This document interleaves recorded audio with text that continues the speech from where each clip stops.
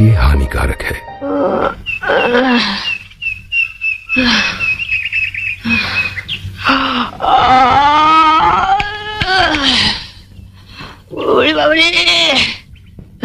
जय माँ जय माँ। मीनू, हाँ मीनू, जय बाबा जय बाबा, जय ब्रह्मा महेश्वर,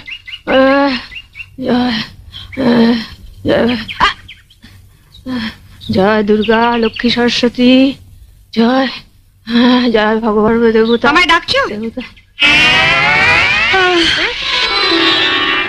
তুমি কি গো, সকালে উঠে একটু ঠাকুর দেবতার নাম করছি, তুমি আমার ঝাঁটা দেখালে?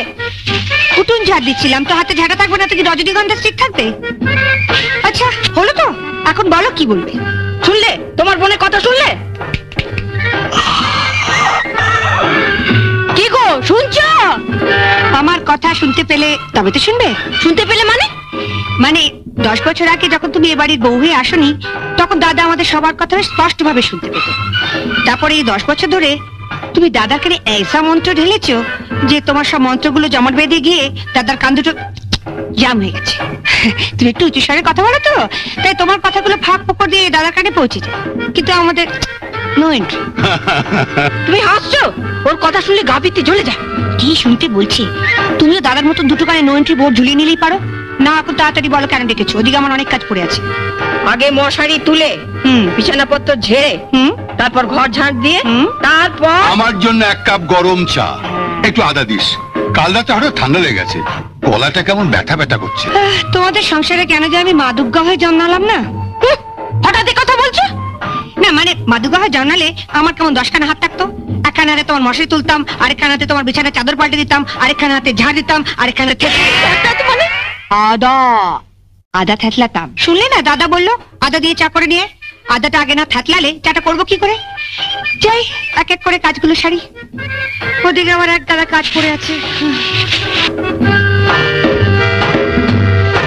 তো আগে থেতলাবো না ঝাঁটাবো? ঝাঁটাবে মানে? মানে আগে উঠোতে ঝাঁট দিয়ে দেবো না দাদার জন্য আদা থেতলে চা করে আনবো? তোমার যা ইচ্ছে তাই করো, মেয়ে হয়েছে একখানা। আরে বরঞ্চ ঝাঁটাই। তুমি আমার পূজা রেগে আছো? সব কাজ ফেলে দাদার জন্য আদা থেতলে চা করে আনলে তুমি আমার ভালো মানুষ দাদাটাকেই থেতলে দেবে। এখন তো হ্যাঁ করে হাসছো, বিয়ে দেবার সময় বুঝবে পাত্র চুটলে হয়। নাজুটার কি আছে, দেখতে শুনতে ভালো, কাজকর্ম জানে। কিন্তু যে একখানা মুখ, 7 দিন বাদে দেখবে শ্বশুর বাড়ির লোক হিড়ির করে টানতে টানতে এসে ফেরত দিয়ে যাবে। না না না, তোমাকে যখন বিয়ের 10 বছর বাদেও বাপের বাড়িতে ফেরত দিয়ে আসেনি, তখন ওকেই বা। কি বললে?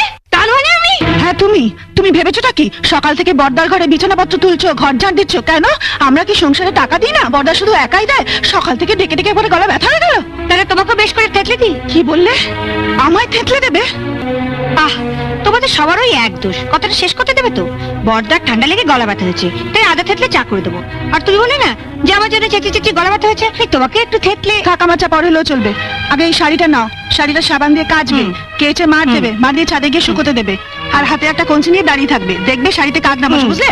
তারপর শাড়িটা শুকোলে ইস্ত্রি করবে, ইস্ত্রি করে আমার হাতে এনে দেবে। আমি এই শাড়িটা পরে সন্ধ্যেবেলা দাদার আশীর্বাদে যাবো। দাঁড়াও, তুমি তো গড়গড় করে বলে গেলে। আমি ঠিক বুঝতে পারছি কিনা দেখি। শাড়িটা নিলুম, এটাকে সাবান দিয়ে কাচলুম, তারপর ছাদে গিয়ে শুকোতে দিলাম, তারপর একটা কঞ্চি নিয়ে রোদের মধ্যে দাঁড়িয়ে রইল যাতে কাকে এনা করে, তারপর এটা সন্ধ্যাবেলা ইস্ত্রি করে তোমায় দিলুম। ঠিক আছে, বুঝতে পেরেছি। না ঠিক নেই। ঠিক নেই? কাঁচার পর মারটাকে দেবে? মারের কথা তো তুমি ভুলে গেলে। কি যে বলো বৌদি, মারের কথা আমি ভুলে যাব? মারটা কখন কিভাবে দিতে হয় সেটা আমার ঠিক মনে আছে। আমি ঠিক সময় মতো দিয়ে দেবো, আর এমন মোলায়েম ভাবে দেবো না বৌদি, তুমি টেরও পাবে না। কি বললে? খবর শুনছো? আমার চাটা কখন দিবে? এই মরেছি। আগে চাটা দেবো না মাটা দেবো সেটা বৌদির সঙ্গে কথা বলে জানিয়ে দিও, সেই মতো দেবো। ওসব শাড়ি ফাড়ি এখন ফেলে রাখো তো দেখি। তোমার মেজবুদ্ধির তো খেয়ে দিয়ে কাজ নেই। সাত সকালে কোথায় ঠাকুর দেবদের নাম করবে তা না, সাজগোজ নিয়ে বসে। তাও যদি জানতাম সাজলে একটু ভালো দেখ। এই ছোট বৌদি, এটা কিন্তু তোমার আগের কথা। পাড়ার সব মেয়ে বউরা আমায় বলেছে যে আমার 3 বৌদির মধ্যে মেজ বৌদি সবচেয়ে সুন্দরী। সাত সকালে আমার মুখ চুটিয়ে না, ঘুম থেকে উঠে মুখে একগাদা রং মেখে রাখলে সবাইকে আমার সুন্দর দেখায়। না না না, খোকনের দুধ গরম করতে যাও। ঘুম থেকে উঠেও দুধ না পেলে আবার কান্নাকাটি শুরু করবে। তা না এনে দিচ্ছি, কিন্তু তুমি একটু বোকা আছো। বোকা কেন? তুমি আমার বোকামি কি দেখলে? বোকামি মানে এই দেখো, সকালবেলা ঘুম থেকে উঠে তুমিও কোনো কাজ করো না, মেজু বৌদিও কোনো কাজ করে না, অথচ মেজু বৌদি সময়টা কেমন কাজে লাগিয়ে দেয়। কাজ কাজ মানে তো মুখে রং ভাষা। ওখানেই তো তুমি ভুল করো ছোট বৌদি। মেজু বৌদি সকালবেলা ঘুম থেকে উঠে থোড়াই মুখে রং লাগায়, মাখে অন্য জিনিস। অন্য জিনিস? তবে আর বলছি কি, তুমি আবার কাউকে বলবে না বলো। মেজু বৌদি আমাকে বারণ করে দিয়েছে, আমি যেন ছোট বৌদি আর বড় বৌদিকে কিচ্ছু না বলি। না না, বলবো না, তুমি বলো। ঠিক তো? মেজু বৌদি গালে কি মাখে জানো? কি মাখে? দাঁড়াও, দরজাটা বন্ধ করে আসি।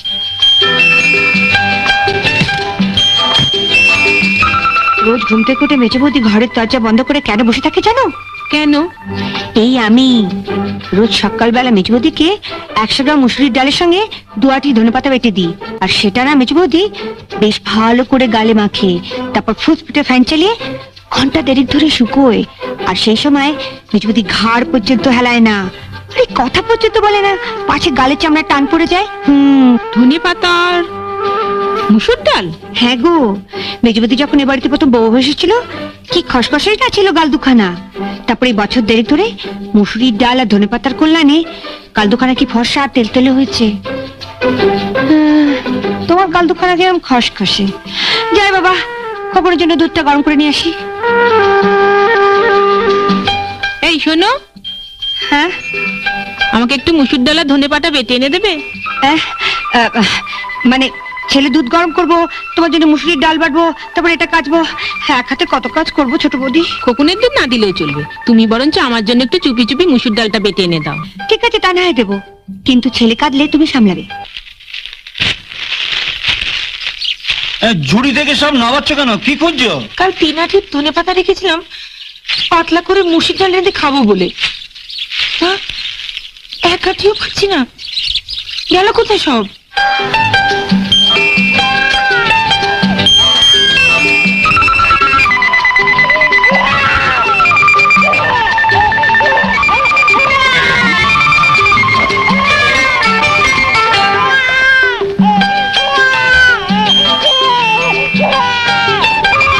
সাত সকালে গালে সব কি ঘষছো? বলছি খোকন যে কাটছে শুনতে পাচ্ছ না? আরে কি বলতে চাইছো তুমি? কি সর্বনাশ, কথা বলতে পারছো না? কাল রাতে তো বেশ কথা বলতে পারছিলে, কি হলো আবার? বস বস দেখি। কোথায় অসুবিধা হচ্ছে? ডাক্তার ডাকবো? আরে কি অসুবিধা হচ্ছে বলবি কি?